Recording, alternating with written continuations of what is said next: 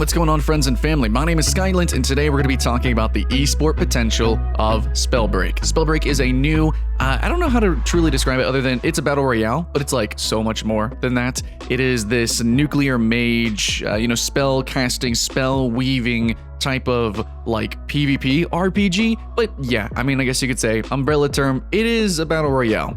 But we are going to be discussing the overall competitiveness of Battle Royales, as well as what the developers have said specifically and what they want to do and their hopes and dreams for SpellBreak in terms of a sport. Esports is, it's emergent, and some games, some genres are more obvious than others, and I think some people have some misconceptions about, some, such as Battle Royales. So I guess immediately let's just go ahead and, hit that home run it out here that Battle Royales can be competitive, and I would dare say are one of the most competitive genres.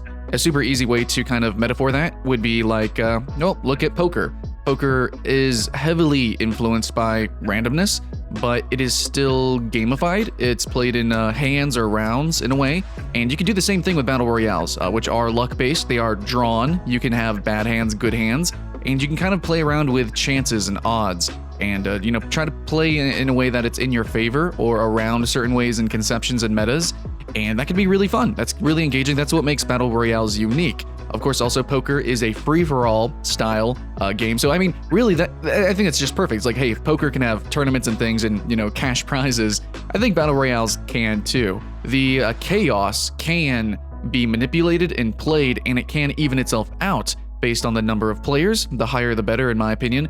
And also the number of rounds that you have inside of the tournaments, which so far, every tournament that we've seen, which some have been shit shows and some have been pretty good, all of them have used rounds and overall haven't been, like, awful, as in totally uncompetitive. Some just have had some, bugs. The spectating has not been truly enjoyable, and as an esport, spectation is important. But that's going to lead us into the next, right? So segue into what is SpellBreak hoping to do as an esport, and is it possible with its own unique game mechanics?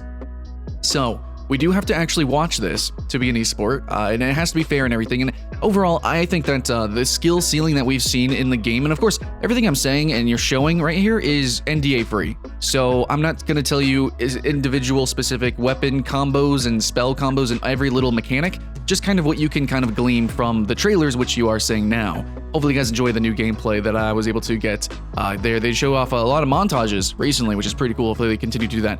But actually, in saying that, they do seem to have an air of sportage going on with their advertisements and marketing. Now, they have already done a developer speaks or like a Q&A kind of little video series they started, and one of them was talking about esports. And just immediately the fact that they are even addressing it so early and they've said positive things about it is, well, really good. I think it's a nice step forward. Then all of the stuff that they're kind of showing so far with the game is all montage oriented. So they showed specifically the Ice Lance montage. We got some more montages upcoming. If you're on the Discord, you know that they're doing it's kind of not really a contest, like you don't win anything, but like you can submit your clips if you play, and they'll put it into a montage, which is pretty sick. So they're going to continue to promote the game in this style, and that's something that's worth noting, is that they want the game to look like it has a high skill ceiling, which NDA, I can't say if it does or doesn't, but just appearance-wise, holy crap, does it not look like it does? I mean, it's like full 360-degree aiming. I don't think there's any hit scan whatsoever in the game. It's all projectile. It's all,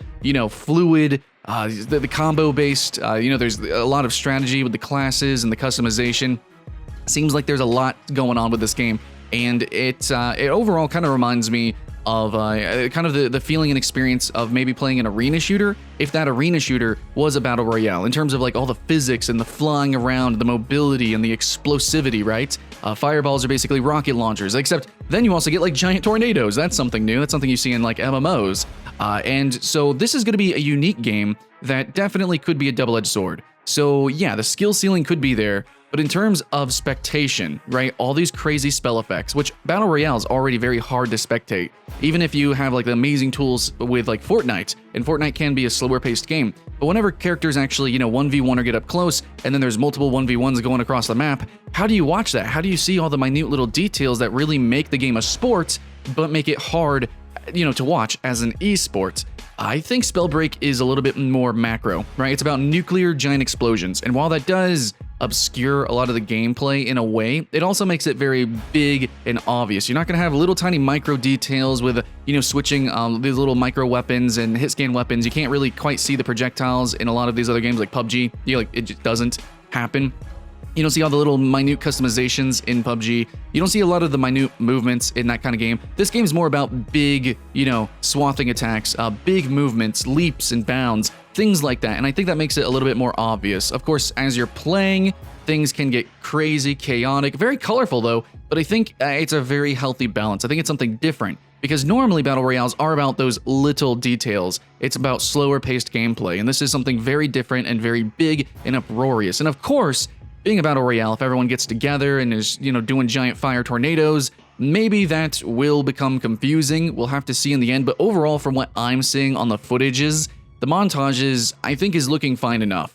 I think it's genuinely good. And all we need is really a basic spectation tool with, I guess if you ever watch Counter-Strike, a couple other shooters like Fortnite, you actually get silhouettes of players through terrain and things. As long as we get that kind of toolage, then I think we're going to be great. But now, let's talk about what tools are we going to get? Well, in the developer response video to the question, will it be an eSport? I don't think that, they're not going to give us any specifics for ever. Basically, what they said is that they do want the game to be as competitive as possible, and it's pretty obvious from how they're advertising it that that's kind of the air, that's the intention. But they're not going to do like an Overwatch League, straight out of the gate. They aren't going to be able to compete with Fortnite or PUBG. None of that stuff's going to happen.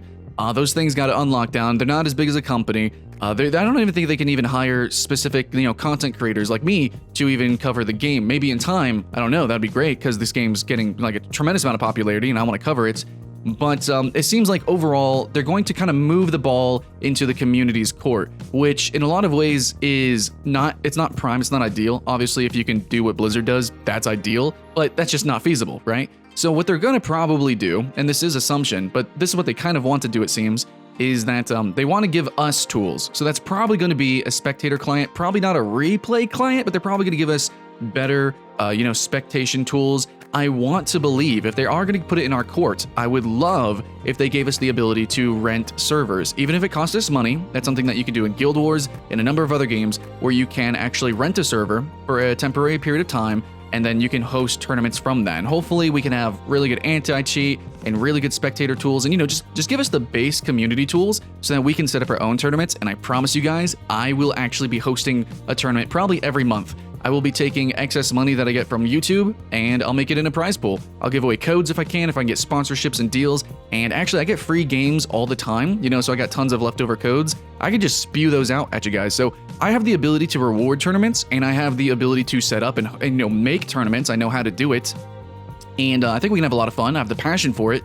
So just give me the base tools, the bare bones tools, and then we'll be good to go. Hopefully we get that at launch. I think that's going to be really important if we can do that. But yeah, basically they said that, they want the game to be fair, competitive, and first and foremost, they want to make a good game. Now, me being the critic that I am, every game says that all the time. And I don't think that's true. I think you have to make an esport unless you give the community the tools to do that, which happens all the time with fighting games, because fighting games can be easily land. So, that's how Smash Bros. Came about, and that's why a lot of fighting games came about, with their tournaments. And, it's very easy for the community to make those things happen. But being an online-only Battle Royale game, we're not just going to go meet up at a Starbucks and, from there do something. That's not happening. We're not just going to go to an arcade and smash it out, guys.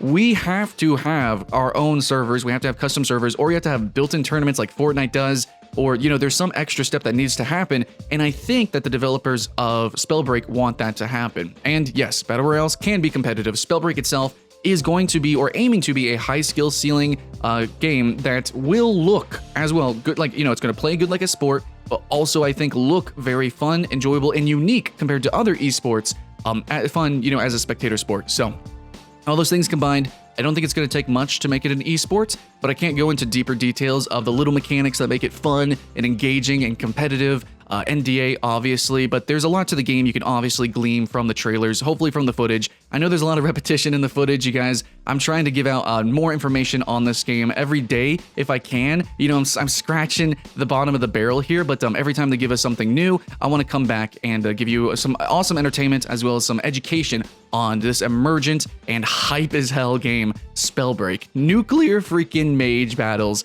in a battle royale. I think you guys should get excited, keep the hype alive, and hopefully in the end, we'll all be having fun. Now, make sure you guys go sign up for the alpha. You can actually jump in, a lot of keys going out, and they do have founder packs you can buy into, and they're going to give extra tiers. Right now, it starts at like $99, and there's going to be more going along the line. I'm in, and if you want to join my Discord or join the SpellBreak Discord, talk with everyone. It's like one of the most friendly communities I've ever seen.